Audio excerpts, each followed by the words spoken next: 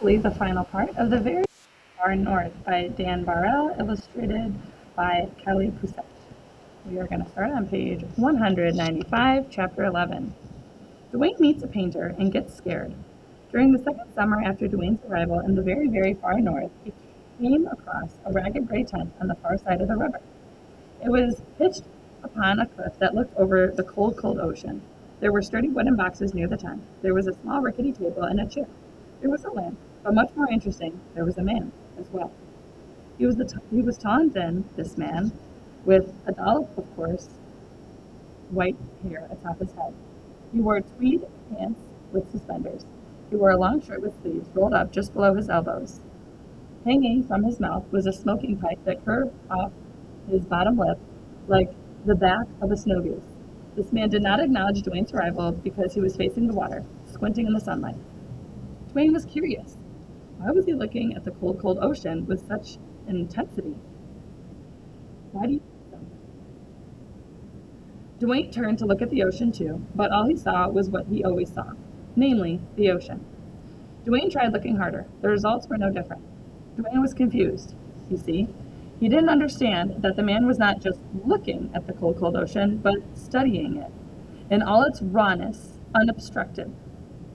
Duane also didn't know that the contraption standing beside the man was an easel, and the square white sitting upon it was an empty canvas. The man, you may have guessed, was a painter. "Will you look at that?" the man suddenly said. Duane froze, uncertain whether the man was addressing him because he was still staring out at the water. "I see midnight blue, Persian blue, cornflower, powder, and sapphire. And whites? There's porcelain, daisy, and pearl." The man took a puff of his pipe before turning towards Duane. "What do you see?" "What do I see?" asked Duane quietly, realizing now that he was indeed being included in the conversation. "Yes," said the man with a sly smile. "What do you see out there, or over here, or anywhere around us? How does a polar bear, such as yourself, see this world?" "A polar bear, such as myself?" thought Duane, amused. He liked that expression. He began pointing in different directions as he spoke. "A polar bear, such as myself, sees tasty, juicy berries over there, and delicious muffins over there." "Muffins?" asked the man. "Yes, that's where Twitch lives, and she is an excellent baker of muffins and other sweet goods. A polar bear, such as myself, likes eating tasty, delicious things as often as I can." "Is that it?" asked the man, frowning. "Are your eyes only in your stomach?" "Eyes in my stomach," considered Duane. How odd an idea.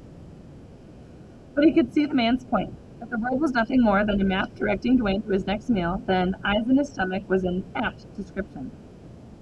Duane considered the question further. What was the world to him? The world was big and mysterious. Duane, it seemed, learned one or two new things about the world every single day. Yet the world also felt familiar, or if not familiar, then it felt right, as it should be. Even the surprises seemed as they should be. It was settled. Duane had an opinion. A polar bear such as myself sees where he belongs. "Go on," said the man, taking a puff from his pipe. "Pause right here. What is the world like to you?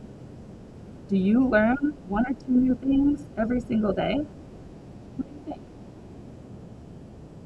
What is something that you already learned today?"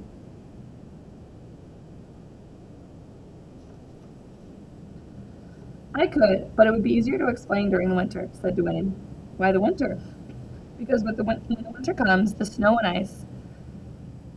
Because with the winter comes the snow and ice. I am much more in my element then, as Cece would say. Will you be here in the winter?" "I dare say no," said the man. "In winter I would be very much out of my element here." "That's a pity," Duane added with sincere sadness. "You will miss the best time of the year." The man's attention was suddenly drawn back to the ocean. He rushed behind his easel. "Look at that light. If I don't get at it, I will miss the best time of the day as well." Duane was intrigued. "What is it that you are going to do?" "Capture that ocean and put it right here on this canvas," the man replied, boldly, holding up the empty square of white. Duane let out a laugh. It was not an impolite laugh, because he genuinely thought the man was making a joke. "How silly," said Duane, amused. Imagine fitting the great big ocean into a little square. The man was not offended by the laughter. In fact, he smiled at Duane and gave him a wink. Yes, just imagine. Then he turned to his easel. Duane watched him pick up a small thin piece of wood and apply splotches of different colored glue along the border. Then he took a stick with bristles at one end and combined the colored glue together in the middle, creating new colors. Duane, led by his curiosity, stepped closer without even realizing it. He was mesmerized by what the man did next, which was to apply the colored glue onto the flat surface of the canvas. The man did it in long strokes and in dabs. He did it with thick lines and thin lines, lines fat with goo and lines that were mere shadows. Pause right there. Have you ever painted on a canvas? And if so, have you ever done some of the things that this painter is doing? How curious, thought Duane, peering over the man's shoulder. Shapes were emerging now, and not only shapes, but movement. There were waves cutting in one direction and waves pushing over them. Waves right there, where there was nothing before. Duane had never seen a painting before. He had never seen one being created. He looked at the ocean, and then he looked at the canvas. Then he studied the ocean and studied the canvas. Duane's jaw fell open. It was true. The man was capturing the ocean on the canvas. Duane looked out at the ocean for a third time, but now slightly to the left, and that was when Duane became very worried, because in the direction he was now looking was the shipwreck, and on the shipwreck was Cece. If man was capturing the ocean, then wouldn't it stand to reason that he would capture everything in the ocean too, including Cece? How long does it usually take you to do your capturing? Duane asked. I would pass a few hours if I hurry. Duane took little steps backward while he spoke. Well, it was very nice to have met you, but I just remembered that I have to, what I mean is, bye. He quickly turned and ran to the direction of the fabulous beach. He had to warn Cece to get off the shipwreck as soon as possible before it was too late. In order to get to the fabulous beach, Duane first had to swim across the river. But when he reached the riverbank, there was Major Puff practicing his summertime outdoor marching, while Twitch was doing deep knee hopping exercises to keep her circulation moving. Hello, Duane, Twitch waved happily. Come join us for some exercise, followed by crumpets. I can't, Twitch, said Duane. I really can't. The refusal of crumpets stopped Major Puff mid-march. Duane had never refused a crumpet since they'd met. This behavior was quite out of the ordinary. Who are you? Major Puff demanded, stepping in front of the polar bear. And why are you disguised as Duane? What? No, I am Duane. A Duane who refuses crumpets? Asked Twitch. Not likely. Not in a million years. Duane would never turn down one of my crumpets, or two, or five. Begs the question, doesn't it? What question? That if you are Duane, then it's possible that you had a bout of amnesia and do not remember who you are or true feelings about crumpets. Just saying. I repeat, growled Major Puff while peering suspiciously up at Duane. Ready for beak-to-paw combat? Who are you? Duane glanced nervously in the direction of the cold, cold ocean and saw something that made him grow frantic with fear. Coming in from the east was a thick fog. It was surrounding everything in a mist, as blank as the canvas that the man was painting on. It started, Duane thought, completely misunderstanding what was happening. The ocean is getting captured by the canvas and leaving nothing behind in return. Eventually, it will reach the shipwreck and swallow it up. Pause right here. Oh, he doesn't understand what's actually happening. That's called a misunderstanding. What is just happening with this misty fog coming? Feeling slightly guilty for the insult he was about to commit, Duane simply stepped over Major Puff and ran directly into the river. I'm sorry, but I can't stop to explain. Cece's in danger and I must warn her. Duane splashed onto his belly and began paddling across the river as fast as he could, leaving Twitch and Major Puff to stare at each other in confusion. When he reached the other side, he shook himself off. As exhausted as he felt, Duane pushed onward, up and over the river's ridge, and down the hilly path toward the fabulous beach. Coming up on the other direction were Handsome and Magic, apparently having an argument. There is absolutely no point in discussing this, Handsome was insisting impatiently. It's like comparing snowballs to seaweed. Oh, come on, Magic responded, while falling dramatically on her back in utter disbelief. It's so obvious. You'd have to have your head stuck in an unlit foxhole not to see the difference. That would be the most unlikely place I should choose to place my head. But even if I did, my opinion would remain steadfast. At this point, Magic spotted Duane rushing down the hilly path toward them. Just the polar bear we needed right now, she shouted happily, jumping back on her feet. We have a question, Duane. No time to talk. No time to talk, replied Duane, not stopping or even slowing. It will just take a second. Musk ox fur or fox fur, which is softer? I don't know, Duane gasped while trying to squeeze past the two of them. Oh, come on, insisted Magic. It's a simple question. Just tell Handsome that my fur is way softer than his. I don't know, I don't care, yelled Duane, causing both Handsome and Magic to raise an eyebrow. Cece's in danger of getting captured, and I must warn her. Handsome and Magic watched as Duane continued to run down the hilly path toward the fabulous beach. By the time he disappeared behind a corner, Handsome looked at Magic and sniffed. Well, obviously, he was agreeing with my position. Meanwhile, Duane rushed through the grassy meadows and around the berry bushes and onto the fabulous beach in time to see the ocean fog moving closer to the shipwreck. Oh dear, he thought, that man is working very quickly. The cold, cold ocean will be completely gone soon. Without stopping to catch his breath, Duane leaped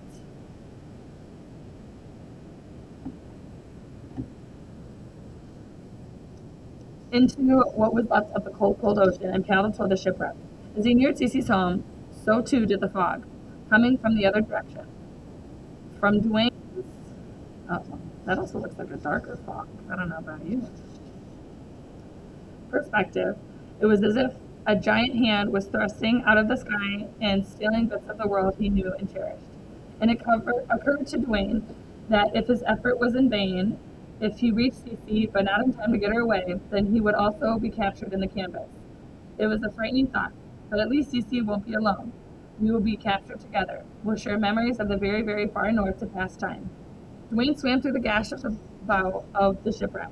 Cece, he cried. Cece, where are you? Duane ran up the rickety stairway and down the long corridor. Cece, we must get away or risk being captured. Duane reached the end of the corridor and pushed open the door to Cece's room, where Cece herself was perched on the table, staring at Duane with annoyance. I thought we agreed to knocking first before entering, Duane the polar bear. I remember that, Cece. I remembered about the knocking before entering, and I apologize for not doing so, but it is terribly urgent, gasped Duane, placing a paw onto the table to steady himself as he caught his breath. That is why what I... Please inform me of what is so urgent. Instead of explaining, Duane became eerily silent because directly behind Cece was the wall of windows, and Duane could see the white fog moving in. Within seconds, it had covered up the entire view of the ocean. It's too late, Cece, Duane whispered. I'm too late. His heart filled with the deepest sadness he had known. I'm so sorry. I tried, but I failed. You've been such a good friend, Cece, but I wasn't a good friend back. And then Duane lifted his paw to his eyes and cried as pitifully as any polar bear has ever cried. Boo-hoo-hoo. Cece, for her part, had not a clue what was going on. It was enough for her to keep up with Duane's different emotions, studying them, naming them, and thinking about the proper way to respond to them. But on top of all that, she was trying to figure out what on earth he was so upset about. Duane the polar bear, did you say something about being captured? Duane kept his paws over his eyes while he continued to cry. Boo-hoo-hoo. Who was capturing us? The man. Boo-hoo. Which man are you referring to? The one with the blank square and the hairy stick and all the colored goo. Boo-hoo-hoo. I think this is an opportune time to acknowledge just how smart Cece the snowy owl is. Had someone come up to you, blubbering about being captured by a man with a blank square and hairy stick and all the colored goo, you or I, for the matter, would back away as fast as possible. But Cece did not flinch, other than tilt her head slightly to the side as she worked through all those cryptic clues. Are you talking about a painter? Duane stopped crying. Huh? He asked, paws still covering his eyes. Come and look at this, said Cece, returning to her large heavy book and flipping through the pages with her wing. Duane lowered his paw just enough for his wet red eyes to peer over them and see what Cece was doing. He sniffed. Then, because he was a polar bear of curious nature, he moved over to where the owl was, despite the great sadness he still felt. Aha, said Cece, pointing to the page beneath her. Is this what you were talking about? There on the page was a drawing of a person standing at an easel and painting. It was not the same person as the man that Duane encountered, but Duane made a connection nonetheless. Cece went on to explain that a painter did to capture the things being painted. The man may have been depicting the ocean on his blank square, but that didn't mean it would affect the real ocean. To Duane's great relief, this fact was confirmed when he looked up and saw the wall of windows that the fog had lifted in the cold ocean was once again where it should be. So these pictures in your books were not always there. They were drawn by someone too, Duane asked. Yes. And the real things didn't disappear after they were drawn? Without a doubt, replied Cece. Duane let out a big sigh. There are a lot of pictures in your books, including one of the polar bear. It scares me to consider what might have gone missing. With a much lighter heart, Duane took leave of Cece, making sure to close the door behind him. He swam back to land and walked up the hilly path to escape, doing both at a leisurely pace. Although he was ready to call it a day after so much excitement and emotion, it suddenly occurred to Duane that he never saw the finished painting, so he turned in the direction of the man's camping spot and made his way. Upon reaching the far side of the river, there was Twitch and Major Puff, as well as Handsome and Magic, in deep discussion. Spotting Duane, they immediately came forward. Your behavior earlier was less than exemplary, Handsome scolded. We believe an explanation is in order. That is, if you actually are Duane and not a great black-backed gull in disguise, as Major Puff believes, Twitch added. Duane apologized to his friends and then proceeded to explain about the painter and his painting, and what Duane thought was happening, and then what was actually happening, and that Cece was completely safe the whole time. Oh my goodness, Duane, exclaimed Magic, rolling her eyes very dramatically. I can't believe you thought the ocean was going to disappear. I mean, really? How could you be so naive? Magic was feeling quite superior at the moment. But I will tell you now that, in truth, while Duane was relaying his story, she took 3 or more worried glances toward the ocean, making sure it was still there. I'm going to go over and see the finished painting now, said Duane. You are welcome to join me. Curious about the painting and the stranger who made it, his friends did join him. But when they arrived at the cliff's edge, the painting had not been completed. The fog suddenly came in out of nowhere and blocked my view, the man explained. Duane smiled at this news. As it should be, he said, more to himself than anyone else. I'll have to try again tomorrow. In the meantime, I can show you my other work, if you'd like. The man opened one of his wooden crates and pulled out half a dozen paintings. There was one showing the river in the late evening, with a few stars twinkling in the purple sky. There was one showing the hills where Duane's cave was, with a morning light washing them in an all too familiar golden hue. As the man displayed the paintings, Twitch made small comments. Ooh, yes, she nodded. That's a good likeness. Ooh, and look, there's our burrow. Major Puff, very romantic setting, don't you think? Just saying. After the viewing, thank yous and goodbyes were exchanged, and just before Duane took leave, the man asked, do you think that a polar bear such as yourself and your friends would mind if I came up here each summer to paint? I shouldn't think that's a problem, Duane answered. But then he hesitated because, as confident as he was that he understood Cece's explanation and felt assured that nothing would disappear in the process of painting, he wondered if there were other outcomes he should be concerned about. So he added, as long as you leave the cold ocean where it is. After you've painted it, and don't move any of the mountains around or reshuffle the hills so that I can't find my cave anymore. A polar bear, such as myself, likes to know where his home is. The man agreed, promising to leave everything how he found it. Several weeks later, while Duane was on a walk about, he met Sun Girl and the pack in a stretch of flat, empty land. They stopped in the middle of the flat, empty land to chat. In their conversation, Duane told them about the man and his paintings. He described each one to his best of his memory. As he was doing so, Duane realized that he wasn't as impressed with them as he was at first. Something was missing from the pictures, he tried to explain. Sun Girl nodded in understanding. You were missing, and your friends, and me, and us, the pack added. Duane knew that Sun Girl was right. The painting showed the very, very far north, but no one was in it. Do you think he forgot to put us in? Sun Girl shrugged. In any case, we should come here in the winter to make his pictures. We're much more in our element then. About that, too, Duane knew. Sun Girl was right. Chapter 12. Another part. Do you think that they're going to be able to convince this man to come back in the wintertime, even though the man said that that was not in his element? What do you think? In the course of the tales told so far, Duane had met and befriended Cece, Handsome, Magic Twitch, Major Puff, Sun Girl, and the pack. But there is one other character not yet present. Her name would eventually be Boo, and this story is her introduction. The exact date of when Boo came into the very, very far north remains a mystery. There was a time when she was not around, and there was a time when she was around. But at what moment that happened is something neither Duane nor anyone else could explain. Technically, Duane had made her acquaintance first, which was peculiar given that Boo had already been in the company of Handsome for quite a while.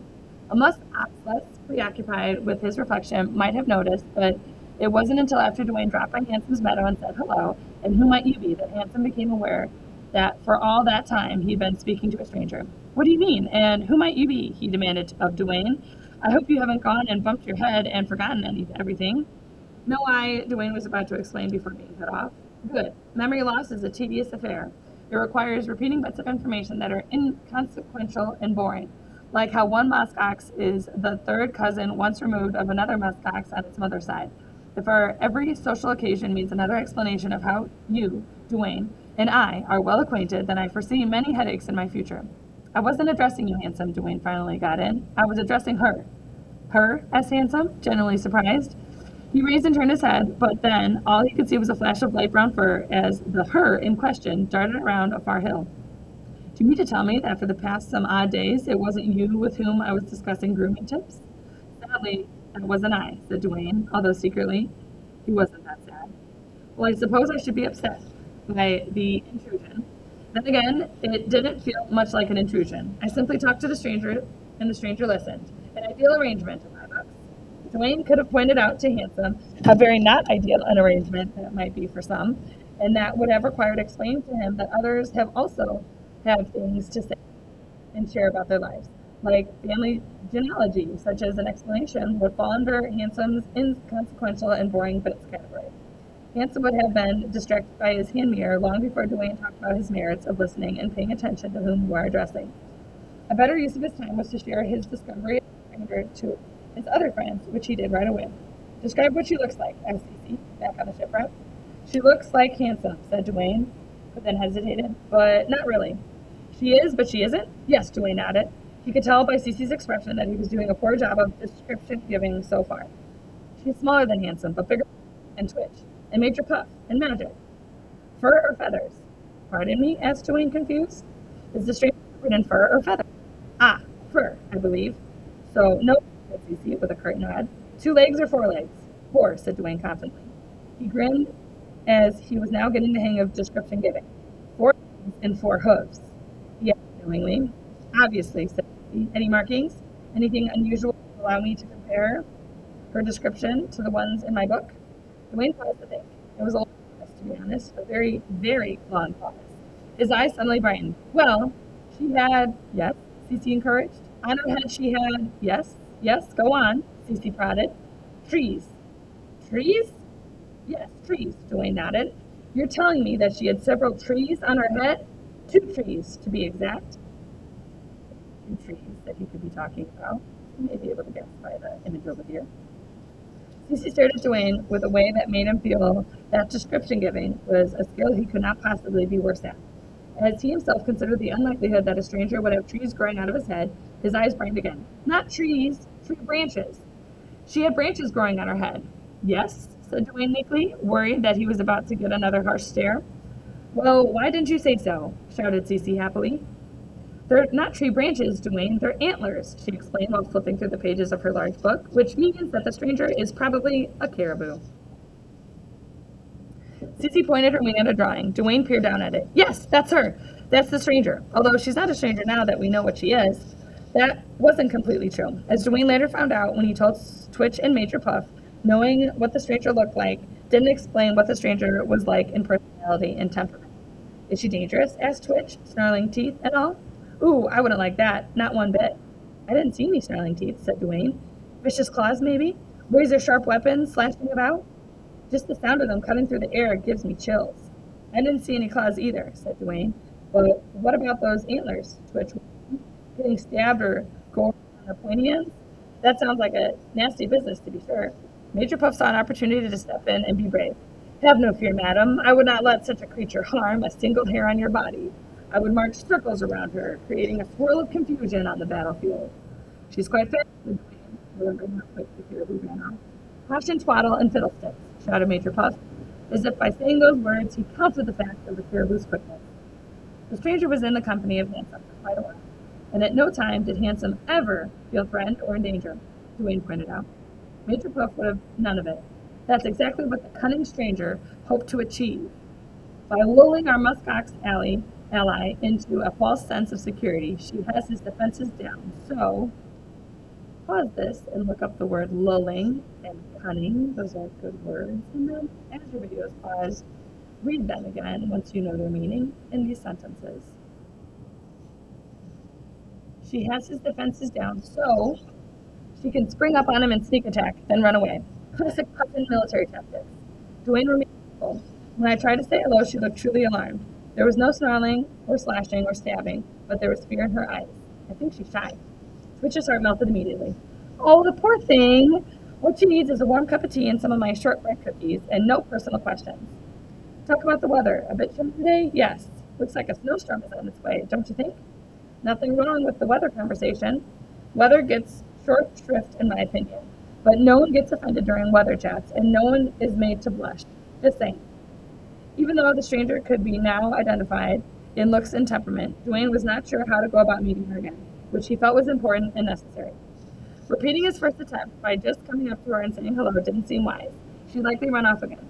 Since magic was amazing when it came to making unexpected entrances and exits, he decided to consult her. Oh, Duane, Duane, Duane, poke, poke, poke, exclaimed Magic in her typically overdramatic fashion. Duane remained silent until the scolding part of the conversation was over and the problem-solving part could begin. You cannot just walk up to the caribou, all jolly and loud, and how do you do? You might as well greet Twitch with a well-thrown snowball. I would never do that, Duane said, despite his intention to remain silent. Of course you wouldn't, Duane. Poke. That's my point. Would you take Handsome's hairbrush when he wasn't looking and dip it in the purple paint? What? No, that's a horrible thought, Duane was shocked. Of course it is, Duane. Poke. That's my point. Would you sneak up behind Cece wearing a skeleton mask? No, I would never do that, Duane protested, unable to contain himself. Wait a minute. Didn't you sneak up behind Cece wearing a skeleton mask last Tuesday, Magic? Yes, that's my point. That's exactly the point I'm trying to make. So you're saying... Duane stopped talking, yet his mouth remained open. He had absolutely no idea what point Magic was making. I must confess that I'm confused. Magic gave a loud, dramatic sigh. Duane, if you want to meet the shy stranger, then don't. Don't meet the stranger? Yes, don't. And eventually it will work out. But how does that work, exactly? As usual, Magic had already disappeared into one of her many holes, leading to her den. The next day, as Duane headed out of his cave and down the hill, he spotted the stranger grazing near Handsome. Duane decided to take Magic's advice, and at least to the extent that he understood it. As he approached nearer, he could hear Handsome going on about something. It's always 100 brush strokes on the right flank, and then another 100 brushes on the left. Once a day, every day. I cannot stress the importance and consistency when it comes to fur maintenance. Hello, Handsome, said Duane. Oh, hello, Duane. We've just been discussing a proper brushing regimen for keeping one's fur lustrous. Have you now? Duane replied, neither addressing the caribou nor even looking in her direction. As he continued the conversation with Handsome, it was clear that the stranger was content to graze nearby, listening. On a few occasions, Duane noticed her nod her head in agreement with a comment. Over the course of the week, all the other friends dropped by Handsome's field to chat, without ever putting the uncomfortable spotlight on the caribou, yet at the same time never excluding her from the conversation. But on the day that Twitch stopped in with a hatch of shortbread and cookies for everyone else had already arrived, something small but significant happened. Ooh, I don't like the look of those clouds, said Twitch, glancing up at the sky. All dark and menacing they are. Thunderclouds, if you ask me. We're in for a thunderstorm. Mark my words. Really little the font is. I don't like thunder. It scares me. Oh, how tiny it is. With your gentle and soft voice, said the caribou in a voice that was barely audible. What was that, huh? Asked Major Puff. She doesn't like thunder, repeated Twitch, whose long ears were excellent for hearing the caribou's comment. Nor do I, dear, nor do I, Twitch agreed. Magic, Cece, and Handsome had been involved in their own conversation at the time and missed what had happened. Nor do you, Twitch, asked Cece. But before she could answer, Duane, who was quietly observing everybody, spoke up. You see, Twitch was commenting on the weather and how it was likely that a thunderstorm might come, and boom, then remarked that she did not like thunder. It was the first time Duane tried out the name, although he had already given it to some serious thought.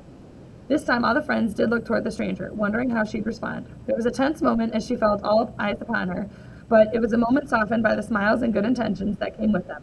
Boo smiled back, ever so briefly. She approved of her name, and the others were content in knowing their circle of friends had grown by one. Would you like to hear a joke? Asked Cece to the group, pulling the focus away from Boo. Yes, but from Duane, insisted Handsome. Your jokes require lengthy understanding of the topic it's based on, which is quite taxing, I find. Oh, Handsome, shush now, said Twitch. And so continued the lively conversation that now included Boo. Can you make a connection to the interaction that's kind of happening right now? If you look over here, we kind of have groups of friends, and who's kind of on the outside of these friend groups. Do you ever know someone, maybe at school or within a friend group, that was kind of on the outside and you gently welcomed them into your conversation because you were a little shy or uncomfortable at first? Maybe you're thinking of that same friend and now how silly you guys are together, but everyone's always shy at some point in their life. Chapter 13, Painting an Iceberg. We are nearing the end of this book. I was your narrator, am already feeling the coming separation when we will part company. There is a sadness, I confess. It reminds me of an occasion when Duane dropped by on Squint during one of the painter's annual summer visits. Squint is the painter that we'd met earlier. It's likely that he had another name prior to coming up to the very, very far north, but Squint is the name Duane gave him, so Squint he will be. Squint was sitting on a stool at the cliffside above the cold, cold ocean, facing the empty square on his easel, and there was an iceberg behind it, far in the distance. Duane stood behind Squint and watched him paint. He tried to be quiet. He tried to be respectful. He tried to be thoughtful. He stroked his chin, and he'd seen Cece do with one of her wings when she was thinking. He nodded approvingly, as he'd seen Hanson do on occasion, but Duane wasn't quite sure what he was approving of. "You're painting that iceberg," he observed out loud. "Yes, I am," replied Squint. I see," said Duane, nodding purposefully this time. In the pause that followed, Duane realized that he didn't see at all. "Why?" he asked. "Duane, why are you painting that iceberg?" "It's beautiful when it sparkles in the sunlight," replied Squint. This is something Duane wholeheartedly agreed with, as ice was at the top of his list of wonderful, beautiful things in the world. This would have also been an ideal moment to nod agreeably, but the moment passed too soon. What is on your list of wonderful, beautiful things in the world?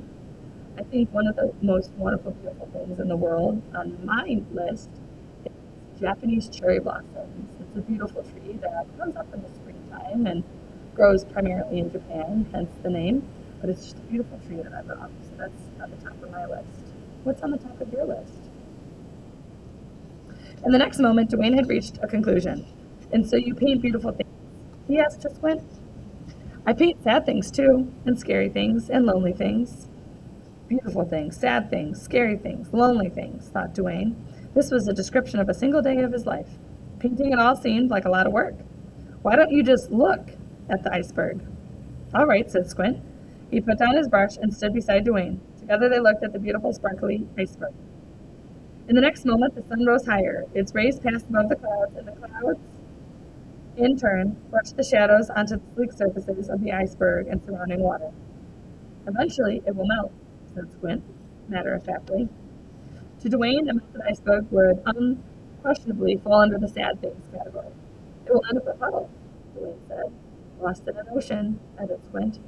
Duane scratched his neck, just below his jaw. "Would you paint a puddle lost in an ocean?" "Not today," said Squint. "Today is a day to paint icebergs." Then he sat back on the stool. Duane continued to stand and stare at the beautiful, sparkly ice. He found himself nodding before he even realized he was doing it. This time he was nodding knowingly. "If you capture the iceberg on the square," he began, "then it will stay the same forever and ever?" "In a way, yes," replied Squint. Duane sighed. It was a small sigh, stuffed with lots of feeling. An iceberg preserved in time. He was sure that his grandfather clock with the missing hands would have something to say on the topic. I should let you get on with it then. Okay. Think about pictures and think about this quote, "An iceberg preserved in time." Are all paintings something preserved in time? Think about before we had cameras and phones that could take pictures. We preserved things by painting them and drawing them out on paper and canvases. Any other thoughts or questions that you have about that? Think about them now. Chapter 14. One final story.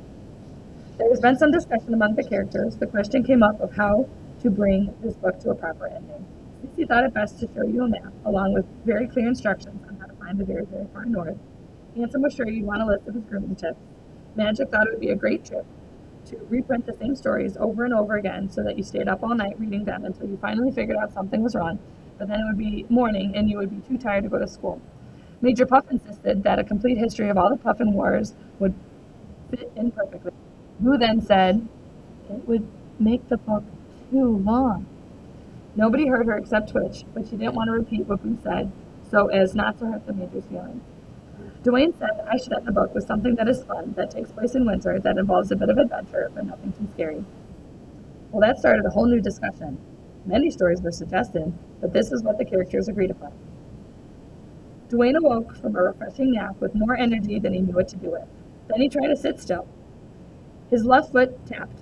Then he focused on keeping his left foot still. His claws twiddled. When he concentrated on keeping his claws still, his right foot began to shake. So he left his cave and walked over to the frozen river, because a day when you have more energy than you know what to do with is a day when you should be practicing your sliding.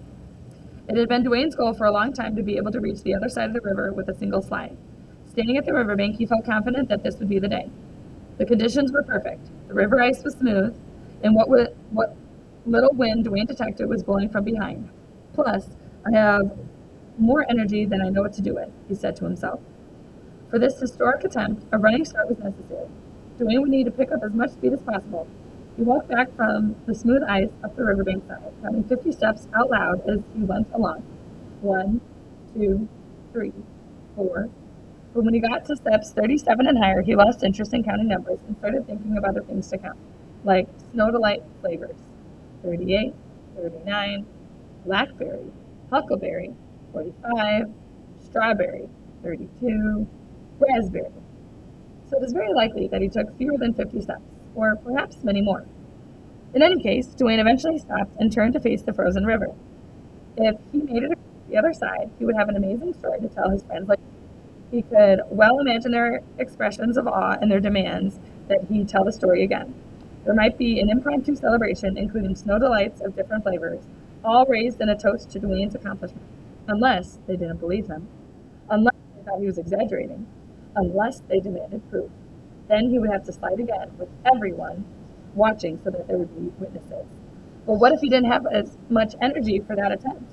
What if he was puckered out from the first attempt, or from eating several delicious blackberry snow delights? What if he didn't slide completely across the river the second time? His friends would think he lied, even though he absolutely did make it across the first time. Why even bother trying the first time if everyone was going to call him a liar later? Duane was offended that his friends wouldn't give him the benefit of the doubt. True friends should believe one another, he insisted, and he was just about to say that when he remembered that his friends weren't there. The whole conversation has been happening in my head, he scolded himself, and I still don't even know if I can make it across the river yet. So this whole page, he's just been overthinking possible scenarios that may or may not happen. Have you ever done that before? With a shrug, Duane took off down the riverbank, going as fast as his legs would carry him. Whoosh! Went the air, rushing to get out of his way. Duane felt unstoppable. As he reached the frozen shore, he lunged forward head first, his belly making slippery contact with the flat, smooth surface. Whoosh! Went the air again. Duane slid in a stupendous speed. It was amazing. It felt as if he hadn't slowed down at all. In seconds, he had already crossed a quarter of the way. At this rate, I will make it across to the other side for sure. Duane's attention was drawn to a figure coming toward him along the frozen ice. It was Sun Girl. Duane knew it was Sun Girl because she was wearing the bright red parka she loved so much. What a relief, thought Duane. For now I will have a witness to record my record-breaking slide, so I won't have to do it again later to prove to my friends that I did it the first time. Sun Girl, Duane yelled, look at me, I'm about to make history.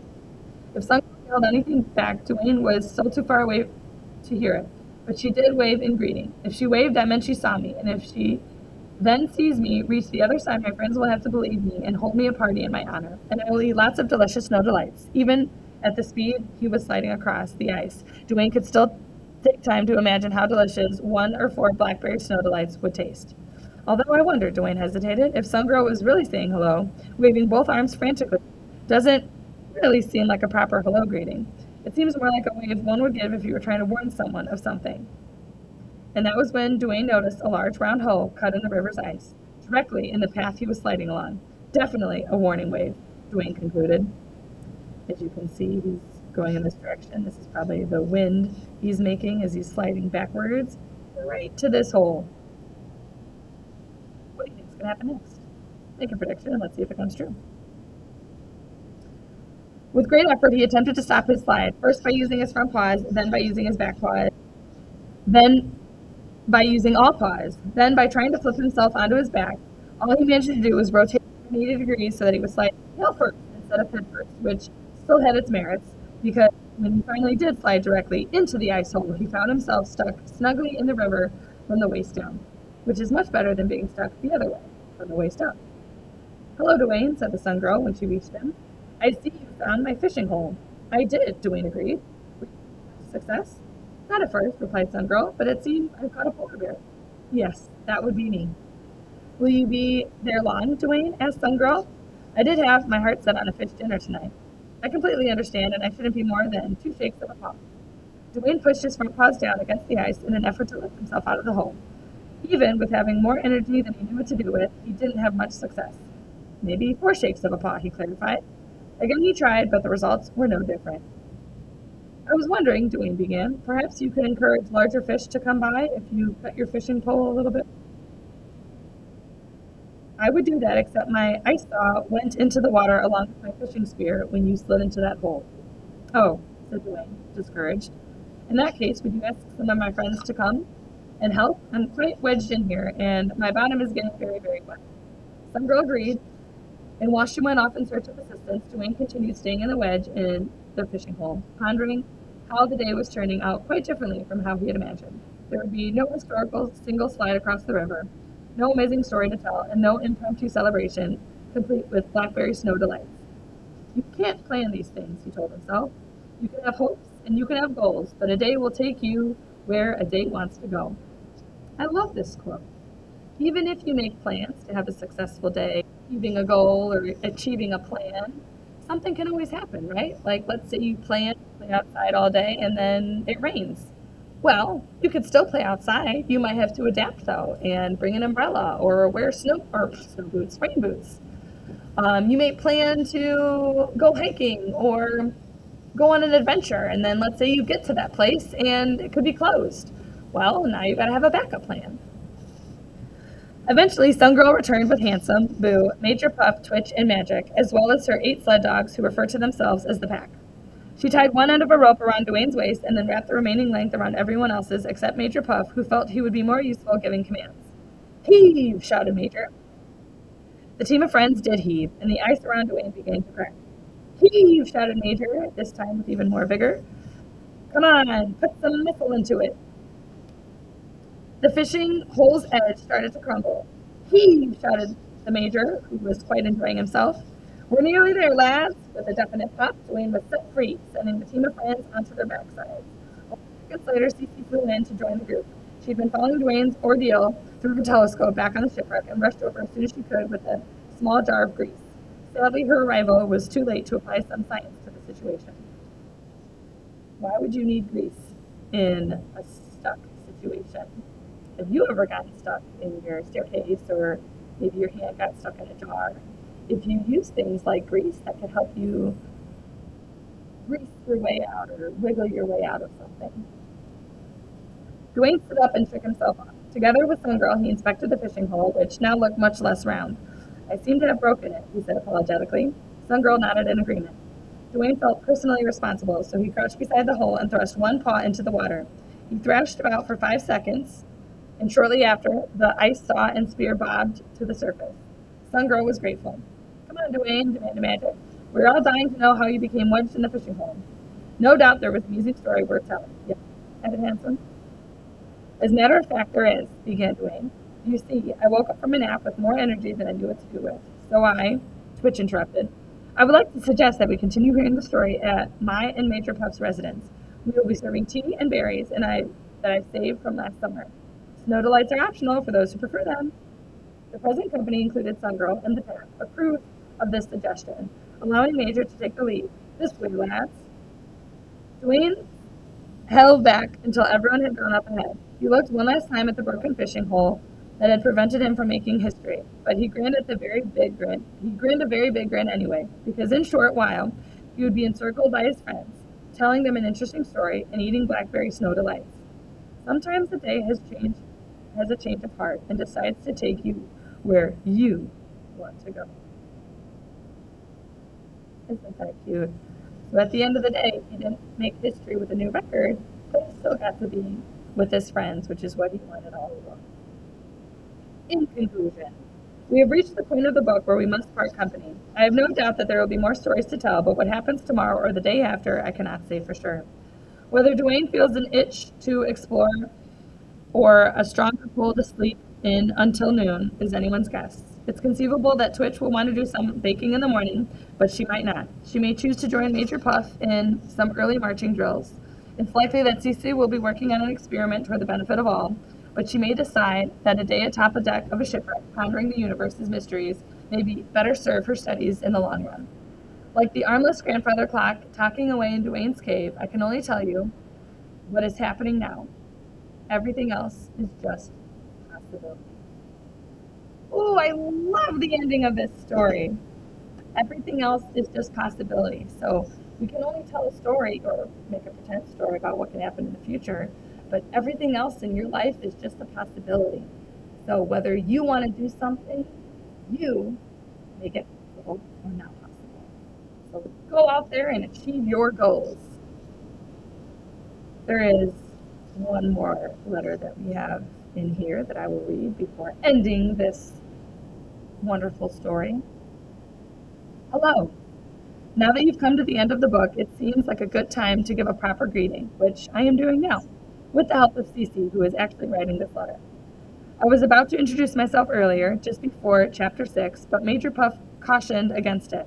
He thought that we should study you for a while. Magic insisted it would be most fun to surprise you by all of us yelling, "Boo!" as soon as you finished the last story. Boo requested that she be left out of it. Both Handsome and Twitch reassured me that I would know in my heart when the proper time was to make your acquaintance. That time, it seems, is now. You see, I think that after you put down the book, you'll forget about us. That would be terribly unfortunate, as we were just getting to know each other. I was wondering if we had things in common. For example, do you have a close friend who is a musk ox? What is your personal opinion on bear hugs? I'm in favor of them. Cece, who is still writing this and now shaking her head, is not. What kind of icicles do you have where you live? I don't mean to be nosy. I just think that questions are important when building a friendship. Do you agree with that? Are questions important when building a friendship? Can you pause and answer some of these questions? I personally don't have a close friend who is a musk ox. Before you go, before you close this book, I would like to make a suggestion. Should you find the opportunity to come up north one day, please stop by to say hello in person. We could go exploring together. You could tell me your name, but if you don't have a name, don't worry. I can give you one. Cece says I'm good at that. Until then, Duane, the polar bear. What a wonderful story. I just got goosebumps. If Duane would give you a nickname, what kind of nickname do you think Duane would give you based on the nicknames of the characters we've met in this story? Thank you so much for reading the ending of The Very, Very Far North with me. You are an incredible reader, and I am so proud of you for finishing this book with me today. I hope you have an astonishing